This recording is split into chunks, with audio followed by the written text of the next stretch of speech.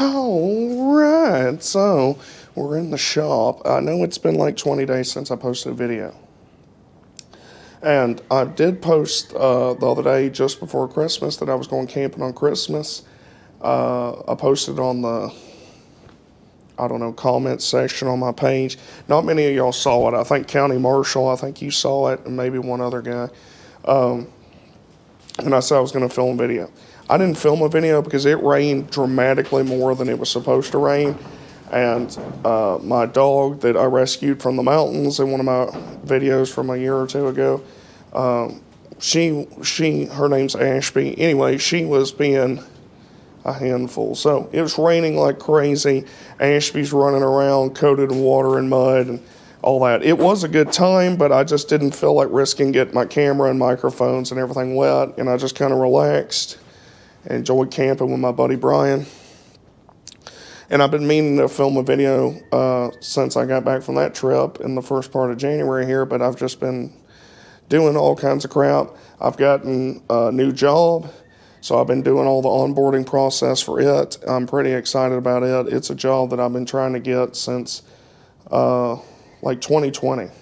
It's taken me multiple applications and interviews and all kinds of stuff, and I finally landed it really close to where I live. It'll take me like 14 minutes to get to my job. It pays very well. It doesn't have any of the BS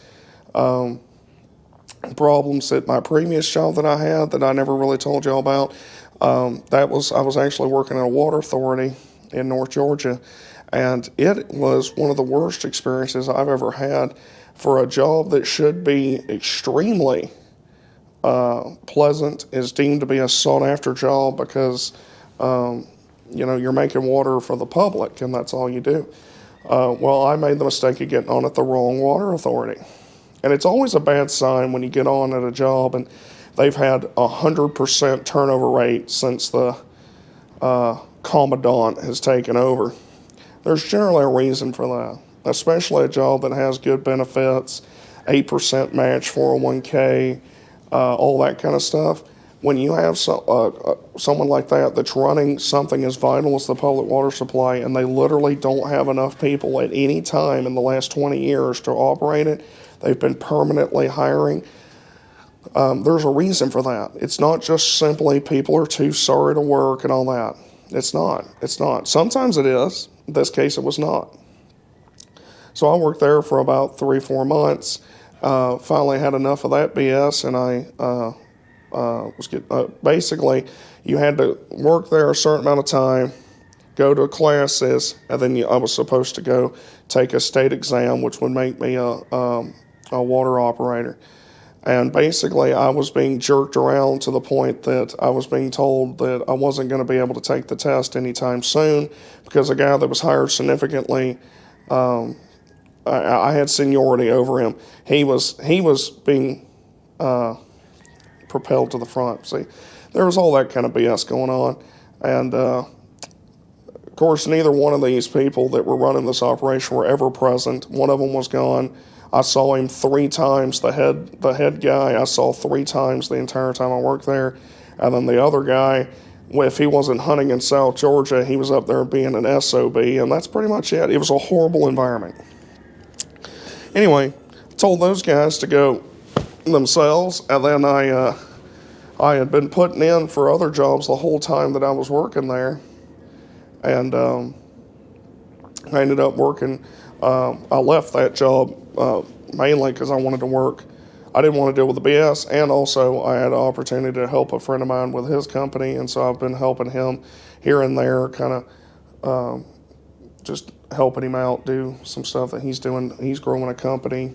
He's got a baby on the way and all this stuff. He's a good friend of mine, so kind of went, helped him out, and then I've been selling stuff. I've sold some motorcycles here recently. Anyway, this job that I've just recently gotten, just did all the tests and,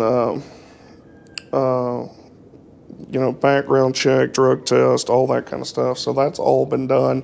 And so now I should start in about a week or so.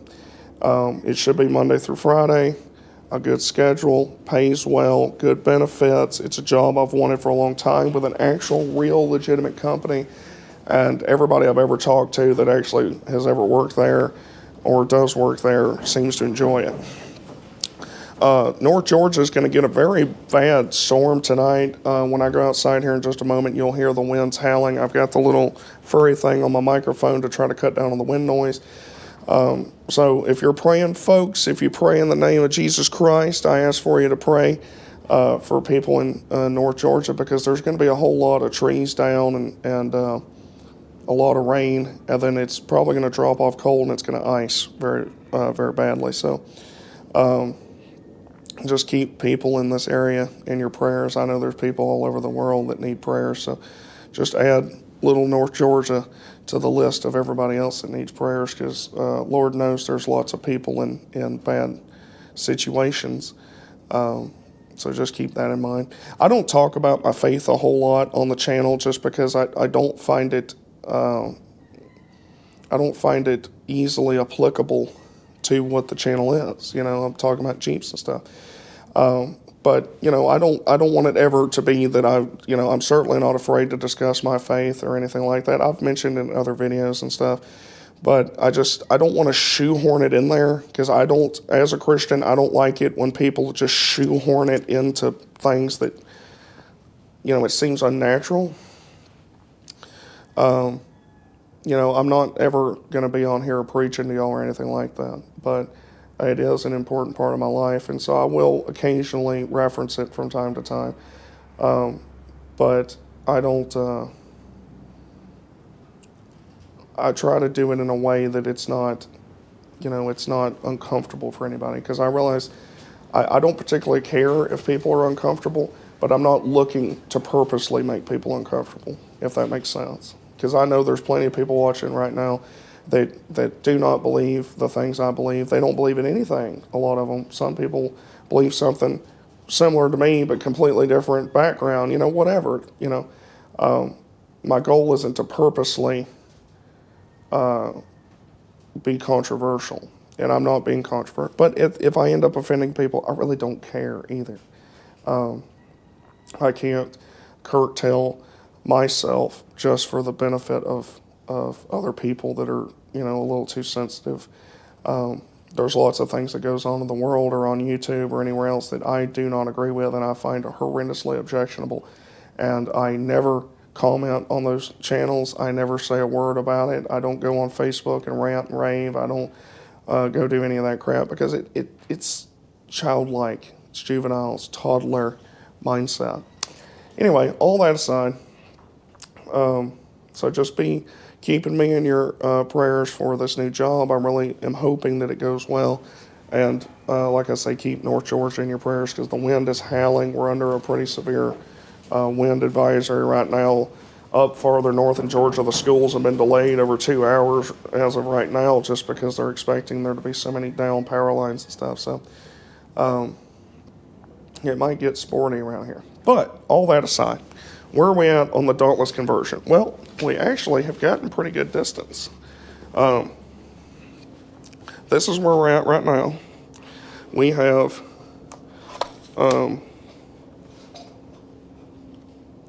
gotten the engine. It's not mounted yet, but it is positioned roughly how I want it. All right, so you got to have all your clearances right. We have to get it in there to make sure how everything's going to work.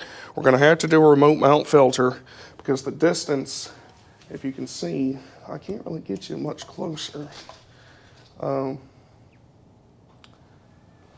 This distance right here between the front differential, or pumpkin, is very close to the oil filter and oil pump right there. So we're going to run a remote mount filter. We'll get that assembly and probably run the filter somewhere up here or somewhere. We'll mount it somewhere where it's not in danger of getting ripped off. I was originally going to buy some different headers right here, but because I'm running the factory steering box, if you're running a Saginaw box and it was up here, you'd have more clearance right there. Plus, my master cylinder is directly behind my steering box, and it's a dual master cylinder from where I converted it to disc brake. That presents problems as far as the exhaust goes. So what that means is, for right now, and this may not be permanent, but for right now, I'm going to run the factory Dauntless exhaust. So the passenger exhaust dumps to rear. The driver's exhaust dumps to front. By having it dumped to front, I can then bend it around and go back where I need it to go and kind of get it snaked in there between the bell housing and the master cylinder, because you don't want to have the dump come out jammed against the master cylinder, superheating your master cylinder. So you don't want to deal with that. My original intentions were to use the factory motor mounts. That became readily obvious that wasn't going to be easy to do. So we went ahead and drilled out the rivets that hold those mounts to the frame. We didn't actually hurt them, scratched them up a little bit, but we didn't actually hurt them. So they can be reapplied to this fender. To the frame. We're going to have to put in a piece of square tube or channel, if I can speak, piece of channel into the frame and box it just in this one little area so that our mount can be welded to the frame right there. And basically, it'll look something like this. If I can get you somewhere where you might see, would be awesome.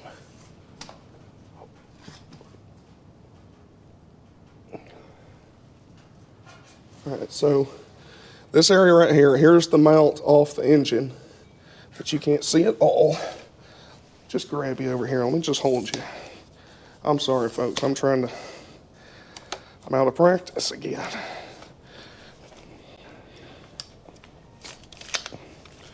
All right.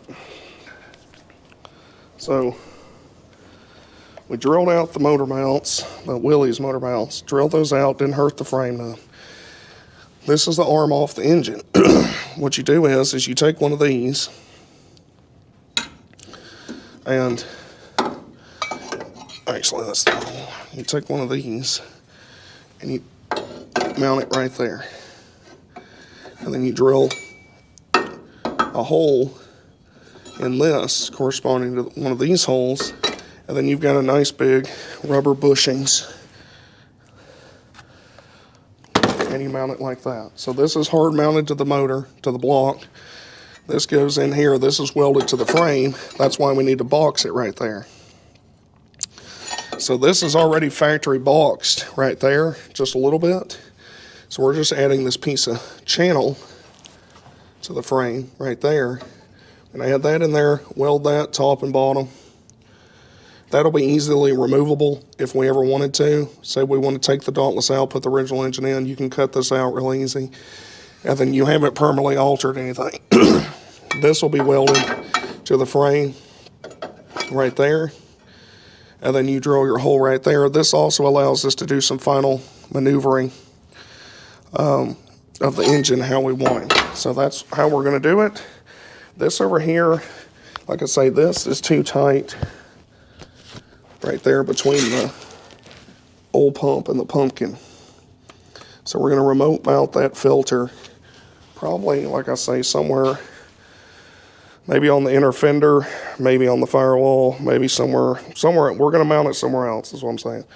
The other problem that we have, so the rear drive shaft will work. It's hooked up right now, loosely. It'll work. It does have a little bit of play in the yoke, so it shouldn't, when the back axle articulates, it shouldn't jam into the back of the transmission. That's actually all right. The situation we have in here, which if y'all can see, there's the top. The lighting's terrible, so bear with me. There's the top of the transmission. This is where the shifter tower comes out. That fits rather nicely. There's clearance between the firewall and the bell housing. Not a whole lot, but there is.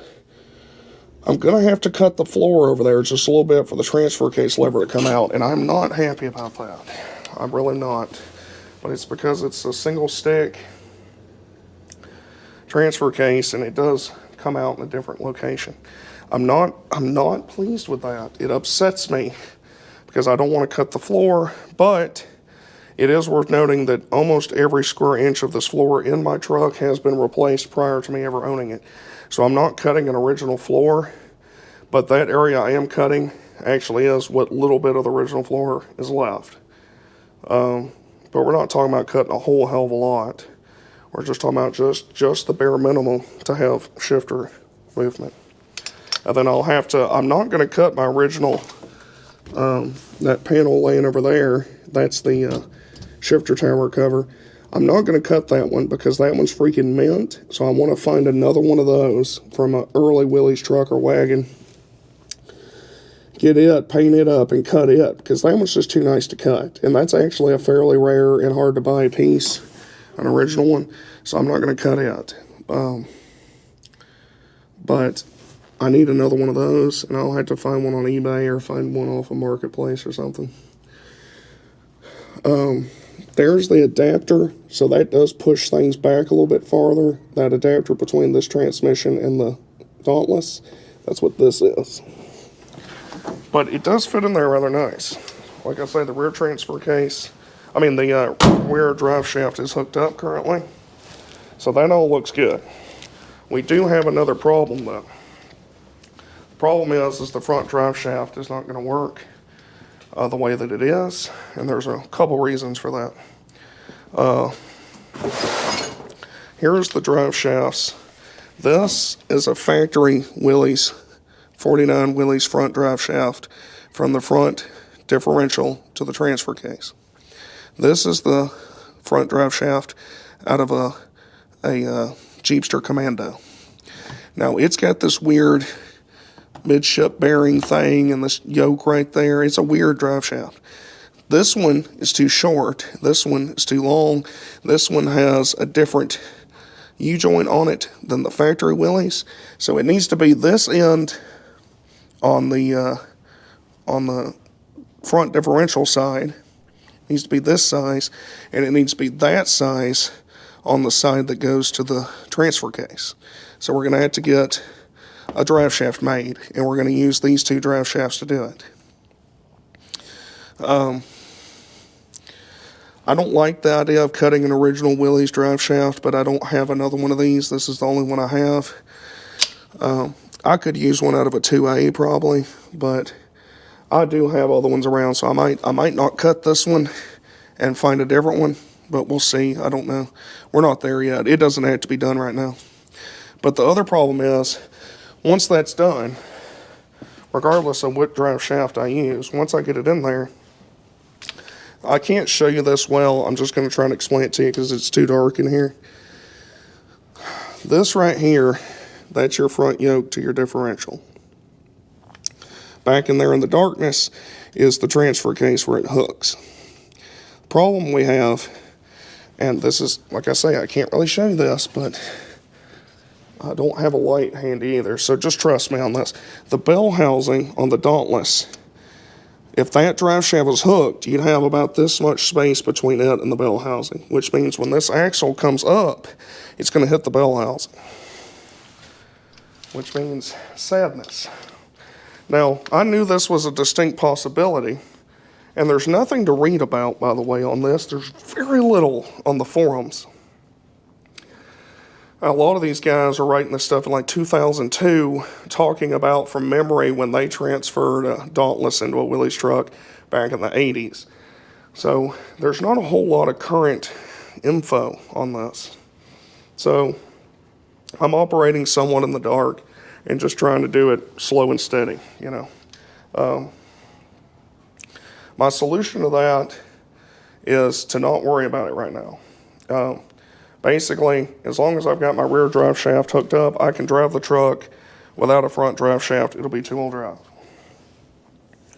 The solution to fix this, I can't cut the bell housing any because that area where it's going to hit is where the starter goes. I can't do anything about it. It's got to stay. So the only solution is to lift the truck up.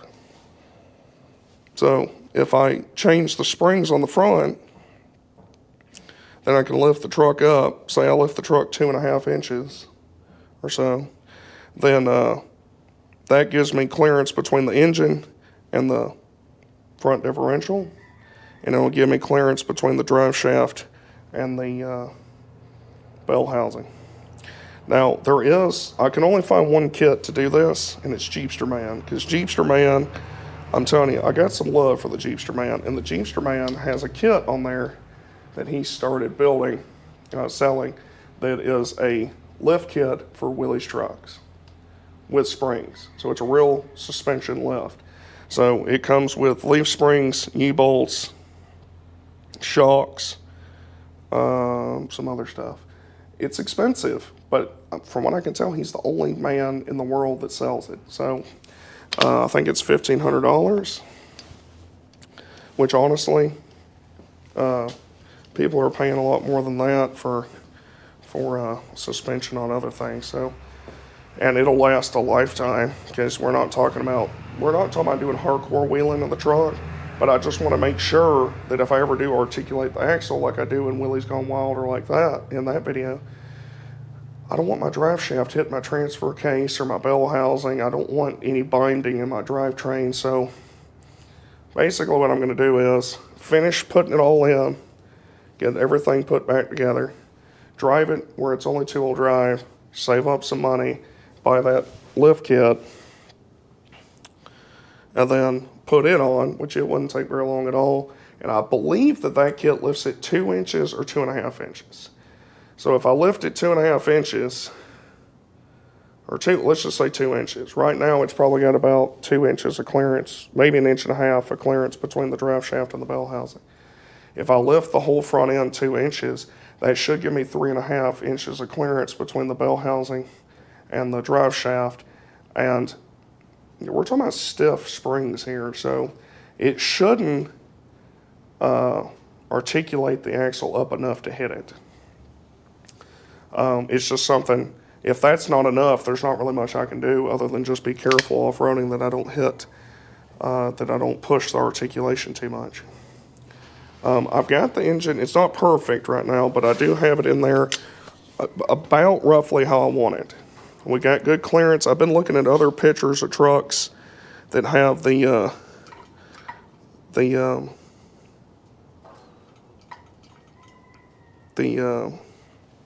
Dauntless swap. I just realized that this lift is released and lowered down. That's why we put that block underneath it. And I didn't realize it had done that. So it's sitting on the crank right now.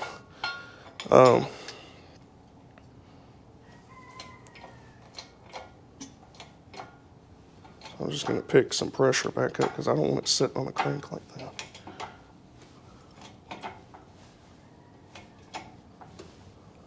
Like that. All right. Anyway, so the engine now it's not.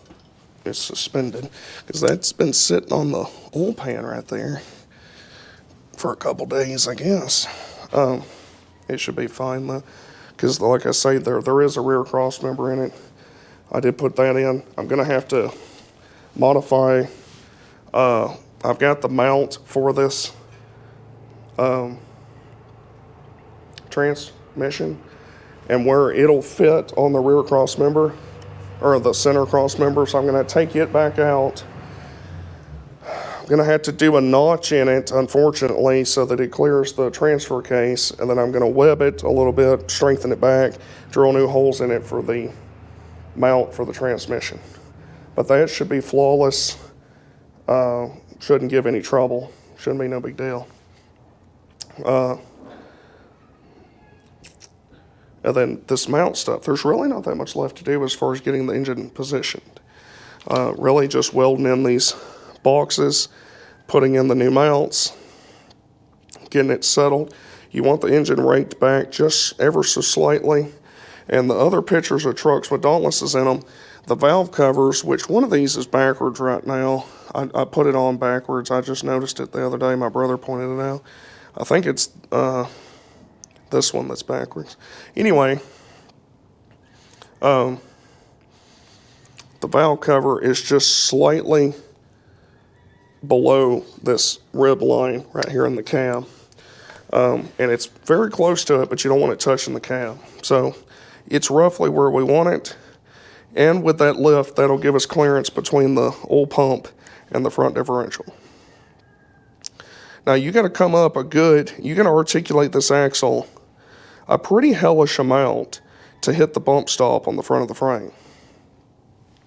So if you add another 2 inches there, the chances you articulating it up enough to hit the oil pump or make that drive shaft hit the bell housing, I think, would be relatively low. But that's where we're at with this, basically. The engine's almost centered on the crank line from where the L head was. So I made a mark where the original L head center of its crank was. This is very close to that, because I kind of wanted it roughly offset in the right position as the original engine was. It makes a big difference in how everything works. So once all this is mounted, then we can worry about getting the gaskets for the exhaust, and then figuring out who I'm going to find to do the exhaust work. I'm going to reroute the brake lines. I'm going to hide this. This is the proportioning valve. I'm going to relocate it because this was always hideous, and I just put it there to get it working because I want to drive the truck. But I'm going to shorten some of these brake lines because they were run. There was one that did a whole thing over here that was BS. Going to clean up the brake lines and looks so it looks a little better. Shorten out some of these brake lines a little bit here because they're excessively long and they'll get in the way of the exhaust, so we'll do that. And probably mount that proportioning valve down on the frame. Probably somewhere up in here somewhere. And that will just make things easier. The radiator will go right back where it goes. With the engine where it's positioned, even if I had a fan blade on it, it would be not blowing in the center of the radiator. Only about half the fan blade would be blowing on the radiator than the fan blade would be blowing at the base of it. So we're just going to put an air fan to it, electric fan to it, and we'll call that good enough and just run it without a blade. This, by the way, is my brother's new truck that he just got not that long ago. A few weeks ago. This is a 1970, I think, 1970. K10, true K10, true, not a cut frame, Chevrolet truck. Now, it originally was a straight 6 truck. Right now, it's got a 350 in it. The reason why the engine's taken apart right now is because one of the valve rods, or lifter rod, was missing. And so he took out the intake right there, and it was laying in the intake, unbroken, perfect. It's just the nut holding down the rocker apparently backed loose enough for the rod to come out, and it slipped into the intake right there. And the truck was running kind of shinny, cranks right up, but it wouldn't take power very good. So we investigated that and found that. But the truck runs really good. It's got the step side on it. 4-speed. And it originally would have been on the column right here. And it would have had a straight 6 in it, a 292 straight 6. But the truck it's a rare ass truck. If you look up the production numbers on this truck, it's pretty damn rare. It's got some rust work that needs to be done. All of these trucks do. It's got a dent or two in it here and there, but overall it's solid. The frame is very solid, so it's a good truck. He's been working on it. This over here, behind this creeper, that's a Novo vertical engine. This is a 2.5 horse Novo. This belonged to my girlfriend, Brittany. This belonged to her grandfather, who lived in North Carolina. He bought it local here in Georgia. He took it to North Carolina. Then after he passed away, it ended up back in Georgia at her other grandfather's house, the one who passed away about 7 months ago. And they gave this engine to me, which is a very, very kind gesture, because I didn't feel right about it. I wanted to pay for it, but they wanted me to have it, and they all agreed that they wanted me to have it. So it's a very complete engine. From what I can tell, this engine never came with a magneto. You could order hit and misses with or without magnetos, and it made it cheaper if you didn't have a magneto. So you run it off a battery and a coal over there. I was doing some investigating on it the other day, me and my brother, because he's a lot more into hit and misses than I am. And we're going to have to clean out the gas tank here because the base of the engine is the gas tank. And then your carburetor goes right here. And the lines running up, the fuel line from the gas tank up to the carb and all that stuff is really roached. So I'm going to get some new lines, run them up and everything, get another greaser for this side of the crank. But the engine has good compression. It was stuck a little bit when I first got it. I need to suck the dust out of this intake right there. And there it says Novo right there. Here's the oiler. This is pretty cool right there. That's the oiler. Goes right here, and that oils the cylinder. So it's a neat engine. This is my only hit and miss engine I've ever had. And what makes this one rare, the engine itself is really not that rare. Novos are kind of newer than other engines. This one's probably from the 20s. I haven't ran any numbers on it or anything.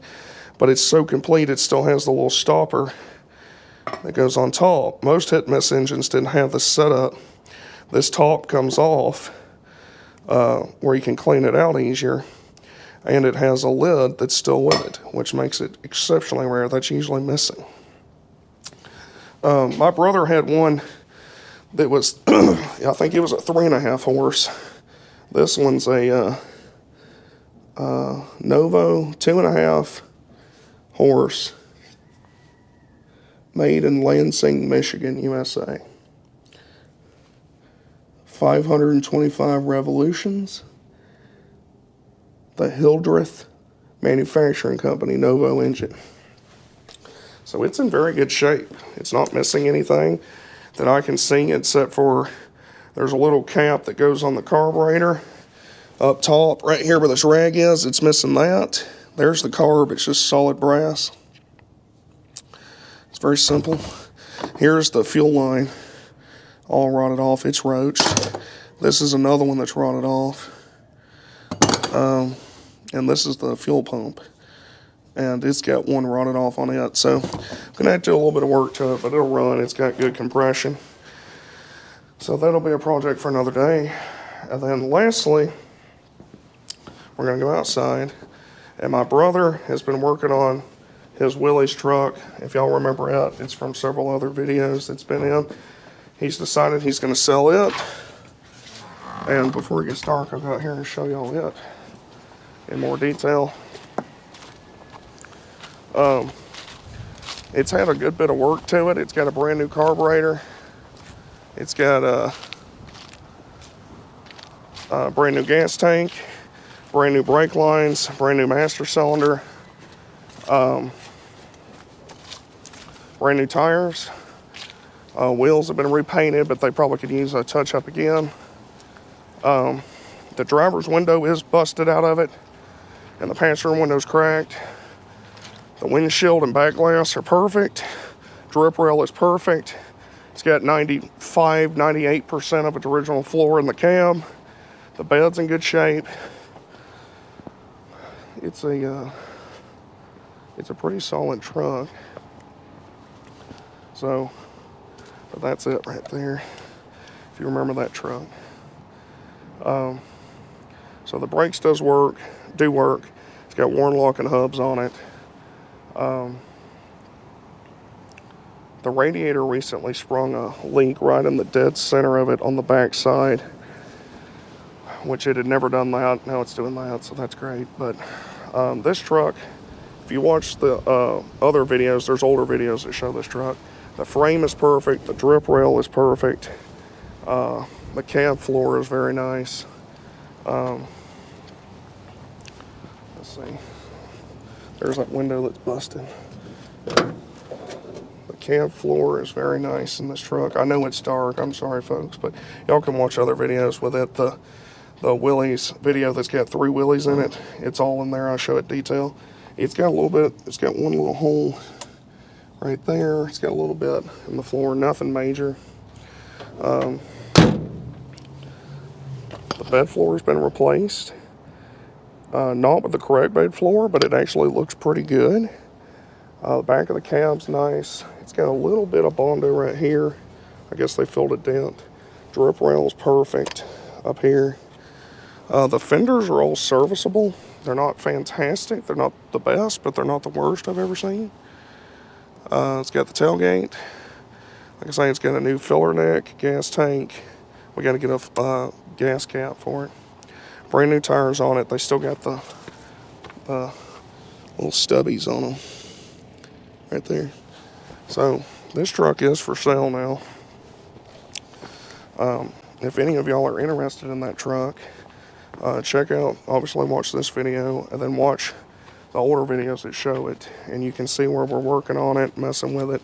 It does need more work. Like I say, it needs a radiator, either a radiator patch or a new radiator in it.